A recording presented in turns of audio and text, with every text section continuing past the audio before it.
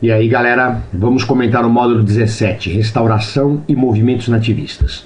A primeira questão diz o seguinte: após 60 anos de União Ibérica, Portugal se libertou da Espanha em 1640. A. Deu o nome do movimento responsável pelo fim do domínio espanhol sobre Portugal. O nome do processo é Restauração Portuguesa. Não é? Com ela, nós teremos o início do governo da dinastia Bragança sobre Portugal e, consequentemente, sobre o Brasil. Item B. Mencione duas consequências provocadas pela separação das coroas ibéricas. Vocês sabem que, durante a União Ibérica, uma consequência fundamental foi a invasão holandesa no Brasil.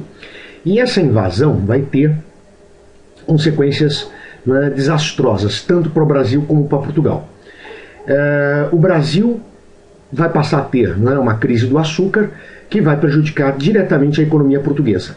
Portugal sai da União Ibérica numa tremenda crise econômica e, como resultado dessa crise econômica, cairá sob domínio econômico inglês através do Tratado de Panos e Vinhos, o Tratado de Methuen. E para recuperar a economia portuguesa, nós vamos ter a dinastia Bragança dando início a um processo de arroxo colonial, de crescente exploração sobre o Brasil. Inclusive o primeiro rei Bragança a assumir o trono, Dom João IV, chegou a usar a expressão de que o Brasil se tornaria a vaca leiteira de Portugal. É isso, vamos para a questão número 2. A questão número 2 começa com versos de Gregório de Matos, O Boca do Inferno. Eia, estamos na Bahia, onde agrada a adulação, onde a verdade é baldão e a virtude hipocrisia. Sigamos essa harmonia, de tão fato a consonância, e ainda que seja ignorância, seguir erros conhecidos. Sejam-me a mim permitidos, se em ser besta está a ganância. Os poemas satíricos de Gregório de Matos constituem uma das expressões do que veio a se definir como o barroco brasileiro. Nos versos acima, o poeta aponta a adulação e a ganância como traços negativos de comportamento, o que revelaria uma crise de valores na colônia naquele momento. Gregório de Matos morreu em 1695, tendo acompanhado a retomada da empresa colonizadora portuguesa após o término da União Ibérica. Apresente uma característica da crise econômica na colônia na segunda metade do século XVII. Bom, você percebeu que o poema nessa questão é apenas ilustrativo, ele não é base para você resolver a questão. O item A pede para você falar da crise econômica na colônia do século XVII. A crise econômica vai ser provocada justamente após a expulsão dos holandeses. Durante os 9 anos de guerra, os 9 anos de insurreição pernambucana, tivemos a paralisação da produção de açúcar em grande parte do Nordeste brasileiro, o que abriu caminho para a concorrência antiliana. O Brasil, que antes da invasão holandesa era o primeiro produtor mundial, com a expulsão dos holandeses caiu para a 5ª posição.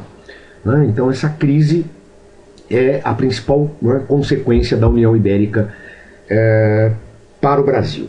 Muito bem, vamos ver o item B dessa questão.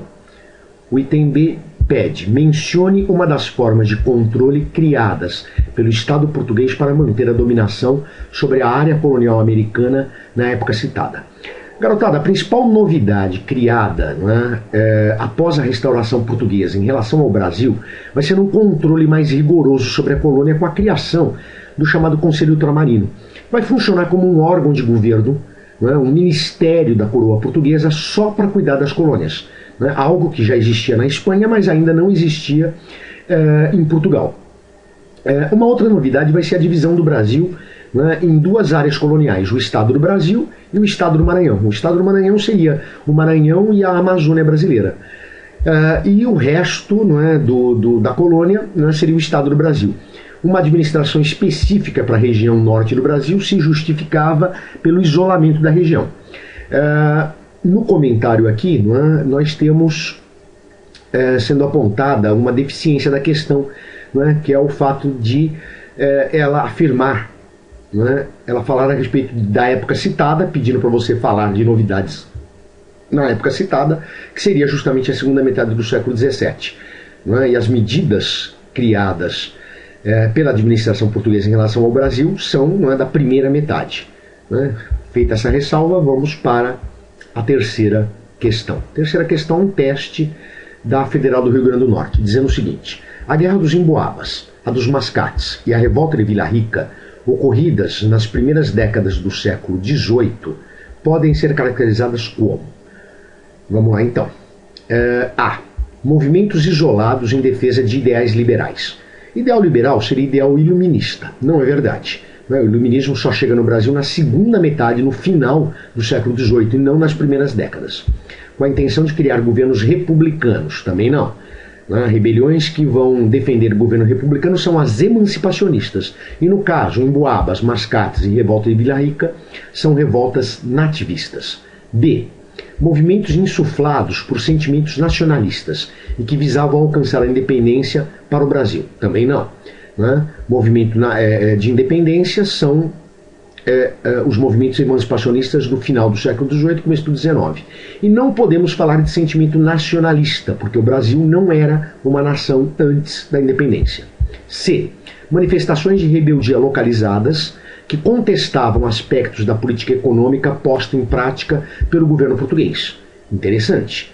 São rebeliões localizadas, todas elas têm caráter econômico,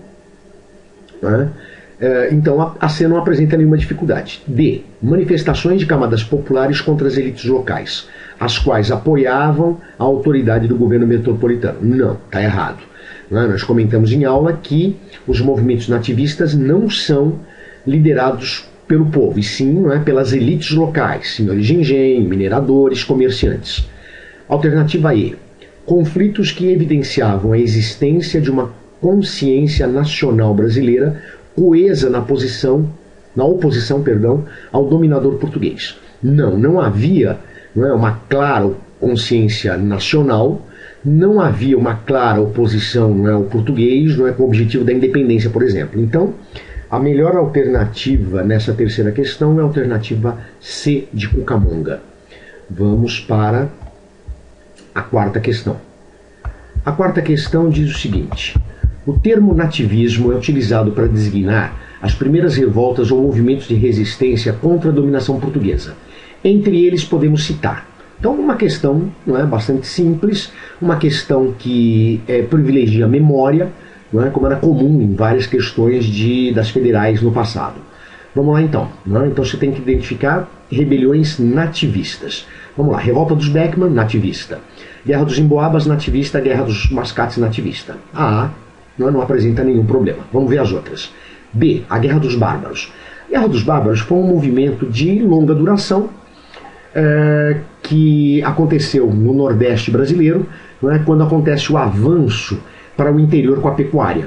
Nós vamos ter colonizadores portugueses entrando em contato com indígenas, os tapuias, que vão provocar sérios problemas para os portugueses ao tentar resistir ao avanço da pecuária pelo interior do Nordeste. O Quilombo dos Palmares, que apesar de acontecer ali no século XVII, período das rebeliões nativistas, não se caracteriza exatamente como uma rebelião nativista pelo fato de não ser uma rebelião liderada por elites. E a Guerra dos Mascates, que é, sim, revolta nativista. Revolução Pernambucana de 17 é emancipacionista. Confederação do Equador já acontece no primeiro reinado. Revolução Praieira é uma rebelião do segundo reinado. D. Quilombo dos Palmares, já comentamos. Revolução Praieira, já comentamos. Movimento de Canudos é republicano. E. Confederação dos Tamoios, acontece no período colonial. Guerra dos Bárbaros também. Revolução de 17 é emancipacionista. Então a única correta aqui é a alternativa A.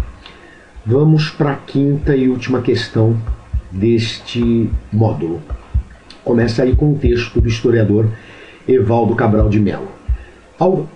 A confrontação entre a loja e o engenho tendeu principalmente a assumir a forma de uma contenda municipal de escopo jurídico-institucional entre um Recife florescente que aspirava à emancipação e uma Olinda decadente que procurava mantê-lo numa sujeição irrealista. Essa ingênua fachada municipalista não podia, contudo, resistir ao embate dos interesses em choque. Logo revelou-se o que realmente era: o jogo de cena a esconder uma luta pelo poder entre o credor urbano e o devedor rural. né, um trecho, né, bastante revelador, né, do que foi a guerra entre Olinda e Recife no começo do século XVIII, né, conhecido como a Guerra dos Mascates, alternativa B. Né? Mas mais do que resolver a questão, é interessante a gente comentar o texto do historiador. Ele diz o confronto da loja e o engenho. Né? A loja são os comerciantes do Recife. O engenho, né, simboliza os senhores de engenho de Olinda. Ele comenta aqui, né, que não foi apenas uma disputa, né, entre dois municípios, né, porque na verdade o que foi a Guerra dos Mascates? Olinda, a Câmara Municipal de Olinda dominava toda a região vizinha, inclusive o Recife, né, e quando o Recife consegue autorização para ter sua própria Câmara Municipal, saindo do domínio de Olinda, né, nós temos a guerra. O autor aponta que essa guerra tinha, por trás dela, interesses econômicos muito mais sérios, né, dizendo que na verdade ela foi uma luta entre o credor urbano, né, credor urbano quer dizer o quê? Os comerciantes do Recife eram credores, emprestavam recursos para os senhores de engenho de Olinda. Os devedores rurais são os senhores de engenho de Olinda, ok? Então é isso, garotada, voltamos na nossa próxima aula.